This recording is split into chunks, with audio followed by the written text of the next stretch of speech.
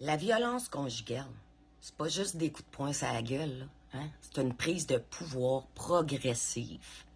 Ça commence très doucement souvent, sans même qu'on s'en rende compte.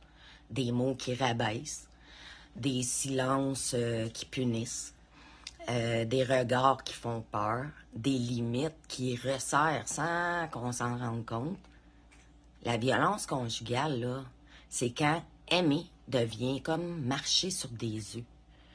Quand tu modifies tes gestes, tes paroles ou même ta personnalité pour éviter une crise. Quand tu doutes de ta mémoire, de ton ressenti, de ta propre valeur, parce que l'autre t'a appris à te méfier de toi-même. La violence psychologique peut être conjugale peut être psychologique, verbale, sexuelle, économique, émotionnelle aussi.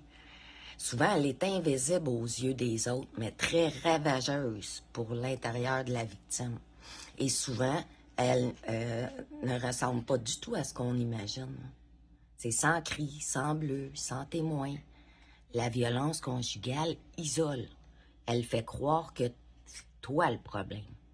Elle enferme dans la honte, la peur et la culpabilité.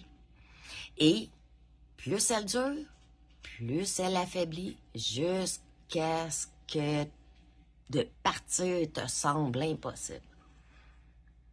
Mais la violence conjugale, c'est jamais de la faute de la personne qui l'a subie. Jamais. Aimer ne devrait jamais faire peur. Aimer ne devrait jamais écraser, contrôler ou détruire. Parler, demander de l'aide, se protéger, c'est pas trahir, là. Hein? C'est survivre.